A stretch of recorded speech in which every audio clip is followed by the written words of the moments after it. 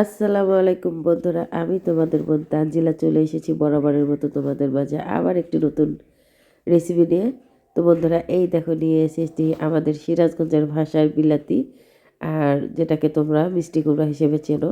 তো আজকে আমি মিষ্টি কুমড়া দিয়ে একটি রেসিপি করব, সেটা হচ্ছে মুরগির মাংস দিয়ে মিষ্টি কুমড়া রান্না করব।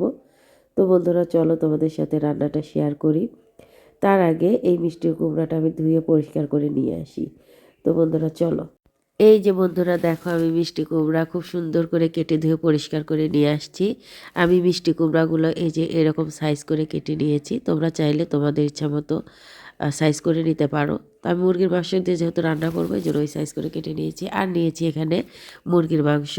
তো এই যে মুরগির মাংস আমি কেটে ধুয়ে পরিষ্কার করে নিয়েছি। তো বন্ধুরা চলো রান্নাটা শুরু করা যাক।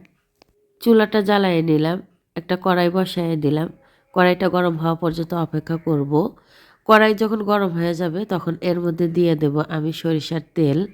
তেল যখন গরম হয়ে যাবে তখন দিয়ে দিলাম তেজপাতা, দারচিনি, 6টা সাদা এলাচ, কালো এলাচ, আস্ত জিরা ফোড়ন।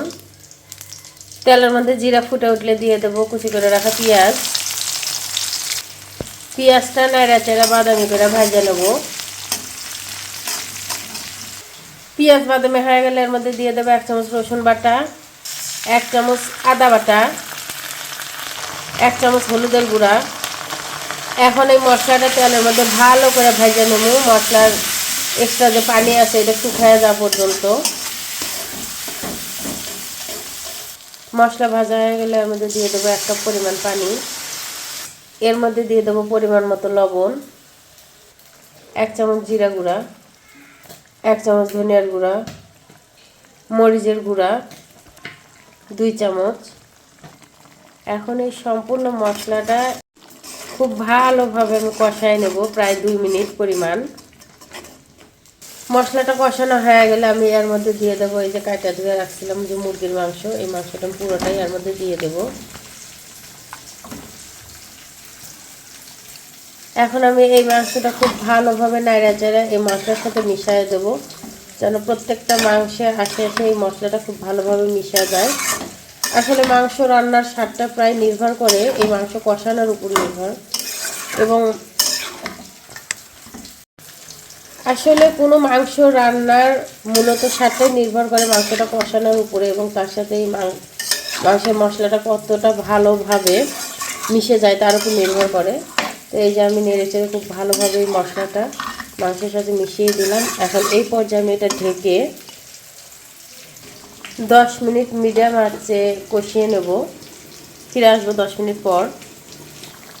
তো বন্ধুরা, এই যে ফিরে আসলাম 10 মিনিট পরে, দেখো আমার মাংসটা প্রায় কষানো হয়ে গেছে।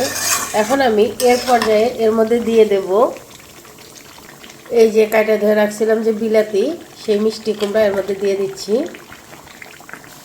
এবং এই পর্যায়ে আমি এটা নাড়াচাড়া আরও 5 মিনিট কষায় নেব। এখন আমি ঢাকা দিব না, এখন আমি মিডিয়াম আছে এটা হালকা করে একটু নাড়াচাড়া করব আর কষায় নেব। তো আমি ফিরে আসতেছি 5 মিনিট পরে। তো এই যে বন্ধুরা দেখো, আমি খুব ভালোভাবে 5 মিনিট যাবত নেড়ে চেড়ে কষাই নিছি। একদম এই যে ঝোলগুলো শুকায় গেছে, উপরের তেল উঠে আসছে। এই পর্যায়ে এখন এর মধ্যে আমি দিয়ে দেবো পরিমাণ মতো ঝোল। আমি এখানে দিয়ে দিচ্ছি মেজারমেন্ট গ্লাসের 2 গ্লাস পরিমাণ পানি, এবং খুব ভালোভাবে নেড়ে চেড়ে আমি একটু মিশিয়ে দিচ্ছি এই ঝোলের সাথে মাংস এবং অন্যান্য যে মশলাগুলো ছিল। এটা খুব ভালোভাবে আমি 4-5টা একটু নেড়ে চেড়ে দিচ্ছি।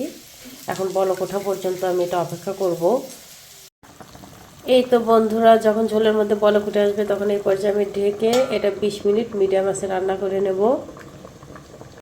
এই যে বন্ধুরা, ফিরে আসলাম 20 মিনিট পরে। দেখো আমার তরকারিটা হয়ে গেছে। এখন এই পর্যায়ে এর মধ্যে আমি দিয়ে দেব 1 চামচ পরিমাণ ভাজা জিরার গুঁড়া, এবং খুব ভালোভাবে নেড়েচেড়ে এই গুঁড়াটা এই তরকারির সাথে মিশিয়ে দেব, এবং আরও 2 মিনিট আমি রান্না করে নেব।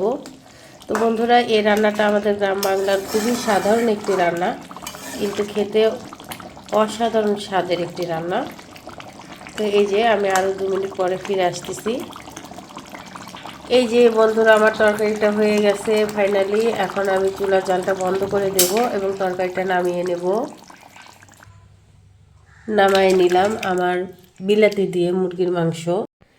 তো বন্ধুরা এই যে তৈরি হয়ে গেল আমার গ্রাম বাংলার খুবই সাধারণ একটি খাবার, মিষ্টি কুমড়া দিয়ে মুরগির মাংস। তোমরা একটু ট্রাই করে দেখো কেমন লাগে।